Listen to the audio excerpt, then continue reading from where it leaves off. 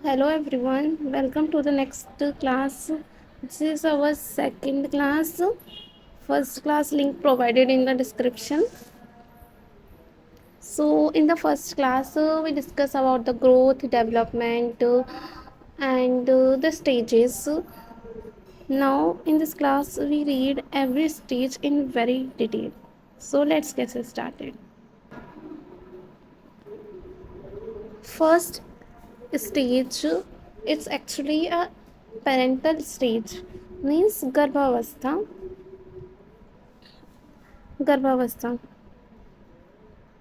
तो parental stages के बारे में पढ़ते हैं। पेरेंटल स्टेज होता है मीन्स जो पेरेंटल स्टेज होता है वो होता है गर्भाधान से जन्म तक। इसका टाइम होता है 9 month 10 days to 80 days and in the weeks we counted as a 40 weeks। So and mother health is crucial for full development. इसको अगर हम ओवरऑल समझे पेरेंटल स्टेज को, तो हम ये जो गर्भावस्था होती है इसे बोलते हैं पेरेंटल पीरियड। और इसकी टाइमिंग होती है 9 मंथ 10 days to 80 days, और अगर वीक्स में गिने तो 40 weeks। अब ये जो होता है इसमें जो पूरा डेवलपमेंट होता है वो सब जो होता है वो मदर पे डिपेंड करता है। मदर की हेल्थ अच्छी होगी तो इस स्टेज का आउटकम अच्छा होगा। इसमें जो चाइल्ड की हेल्थ है वो अच्छी होगी। ये होती है इसकी टाइमिंग्स हैं। मोस्ट इम्पॉर्टेंटली इस टाइमिंग्स को याद रखना, इससे क्वेश्चन आ जाते हैं। फिर उसके बाद नेक्स्ट जो है वो है इन्फेंसी। इन्फेंसी में जो मोस्ट इम्पॉर्टेंट थिंग्स हैं वो हैं कि लर्निंग होती है जो कि होती है सेंसेस से। इसमें जो पूरी लर्निंग होगी वो सेंसेस से होगी। सेंसेस मतलब ज्ञान इंद्रियाँ, जो पूरी जो आँख कान नाक ये होती हैं, इससे हमारी पूरी लर्निंग होती है। तो जो इन्फेंसी होती है, इन्फेंसी को इंग्लिश में इन्फेंसी और हिंदी में अवस्था। तो जो ये होती है इसमें जो पूरी लर्निंग होती है वो होती है सेंसेस से। इसमें बच्चा जो कुछ भी सीखता है जो कुछ भी करता है वो सेंसेस की हेल्प से करता है, मतलब ज्ञान इंद्रियों की हेल्प से करता है। और मोटर एक्शन मतलब शारीरिक गतिविधियों से करता है, या तो वो अपने हाथ पाँव चला के कुछ सीखता है या अपने ज्ञान इंद्रियों से कुछ सीखता है। बस यही दो तरीके हैं इसमें सीखने के। ये सेंसिटिव है, ये बहुत सेंसिटिव स्टेज होती है, इसमें बहुत ज़्यादा ध्यान रखने की ज़रूरत है। और डेंजरस भी है, अगर अच्छे से इसमें ध्यान नहीं रखा तो ये बाद की स्टेजेस में भी बहुत अफेक्ट करता है, और इससे उसकी हेल्थ उसका बाद का डेवलपमेंट सब कुछ अफेक्ट होता है। So this is a very crucial period. बहुत बहुत संवेदनशील अवस्था है ये इन्फेंसी।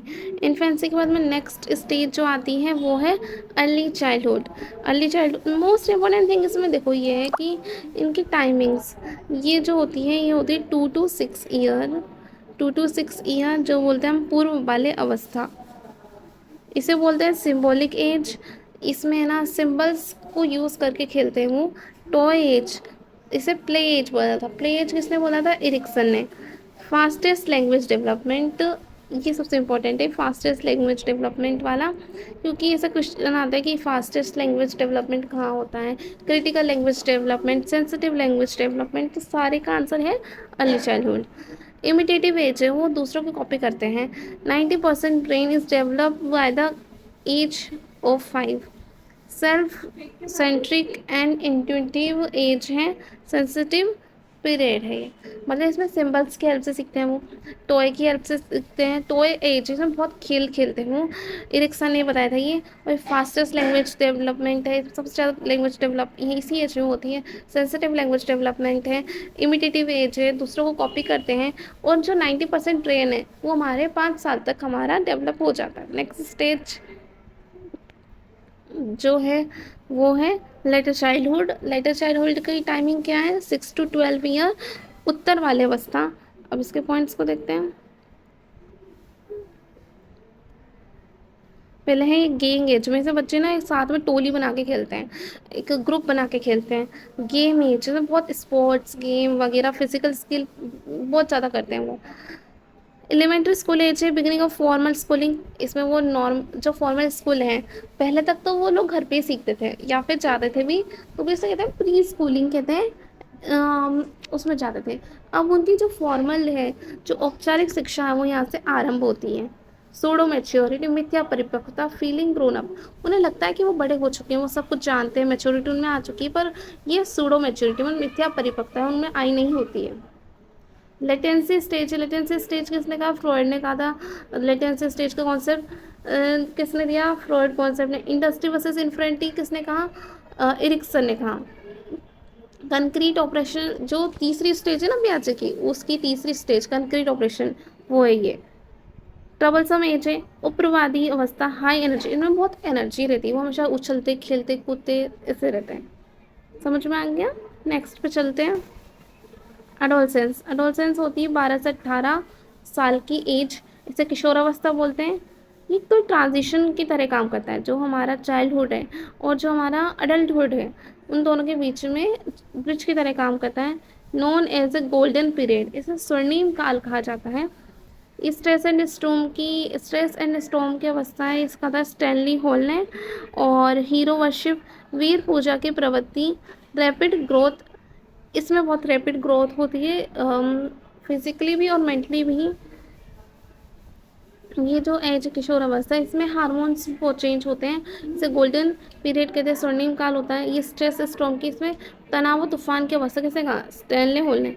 हीरो वर्शिप, इसमें वो किसी को अपना हीरो मॉडल मान के बस उनकी जैसे उनको कॉपी करना चाहते हैं, उनके जैसे उनको पूजना चाहते हैं, उनको भी मानते हैं, उनको अपने घर वालों से अच्छे दोस्त लगते हैं, तो ये वाली अवस्था है ये किशोर अवस्था, एडोलसेंस एज। ये जो है एडोलसेंस का, इसका पढ़ते हैं। इसमें ना आइडेंटिटी क्राइसिस होते हैं कि मैं कौन हूँ, ये कौन है, बताया था एरिक एरिक्सन ने। साइंटिफिक थिंकिंग, वो फॉर्मल मतलब तर्क करके वो चिंतन करने लगते हैं। इमोशनल इंस्टेबिलिटी रहती है उनमें, इमोशनली बैलेंस नहीं होता है। अगर उनसे पूछे कि उन्हें फिजिकल ग्रोथ कैसी, बहुत अच्छी है, तर्क करना आ जाता है, क्या उनमें इमोशनल स्टेबिलिटी आ जाती है? नहीं, उनमें इमोशनल स्टेबिलिटी नहीं आती, वो अपने इमोशंस को कंट्रोल नहीं कर पाते हैं। ब्रिज पीरियड है किस किस के बीच में? चाइल्डहुड और अडल्टहुड। पूछेंगे कि ब्रिज पीरियड किस किस के बीच का है? ये जो है अडोलसेंस जो है, किशोर अवस्था जो है, किस किस के बीच का ब्रिज पीरियड है? तो किसका है? चाइल्डहुड और अडल्टहुड का। स्प्रिंग सीजन, ये ना स्प्रिंग सीजन की तरह बिहेव करता है। इसे वोकेशनल एंजाइटी होती है, मतलब अपन कौन सा काम करेंगे उसको लेकर चिंता होती है। एडजस्टमेंट, वो हर जगह एडजस्ट नहीं हो पाते, इन सब में प्रॉब्लम्स आती हैं।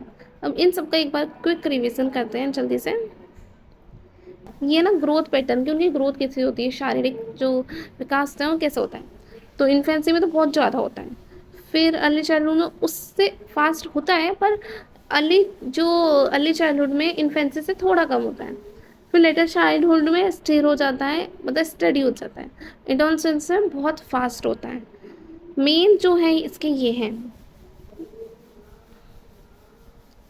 इन्फेंसी में वो सेंसेस और मोटर एक्शन सीखते हैं। वो अर्ली चाइल्डहुड में लैंग्वेज बहुत अच्छे सीखते हैं, मेन यही है सब। वो सिंबॉलिक प्ले एज है, इसमें वो गैंग एज है, और स्कूलिंग में एलिमेंट्री स्कूल जाते हैं वो।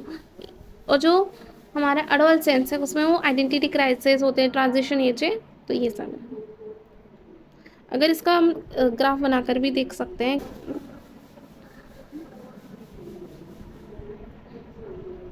तो ग्राफ पहले देखो, इन्फेंसी में बहुत फास्ट होता है, फिर उसके बाद क्या था उनका जो था अर्ली चाइल्डहुड, उसमें थोड़ा सा स्लो हो जाता है, मतलब इस थोड़ा सा कम हो जाता है।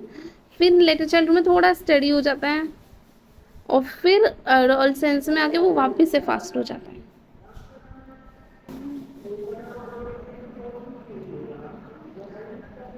ये यहाँ से यहाँ तक का जो ये एरो, ये जो है, ये है हमारा इन्फेंसी, ये है हमारा अर्ली चाइल्डहुड, ये हमारा लिटिल चाइल्डहुड, ये हमारा एडोलसेंस।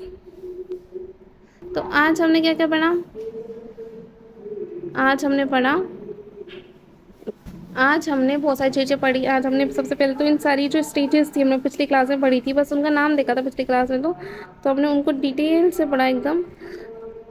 अब नेक्स्ट क्लास में हम इंडिविजुअल डिफरेंस और भी बहुत सारी डिटेल्स पढ़ेंगे, लाइक स्टेजेस, जो ये सेफेलोकॉर्डल क्या होता है, प्रॉक्सिमल डिस्टल होता है। So wait for the next class. Thank you so much. Till then we meet in the next session. और हाँ, अगर आपको कुछ भी डाउट है, लाइक मैं कुछ भी अच्छे से नहीं समझा रही हूँ, तो आप मुझसे पूछ सकते हो।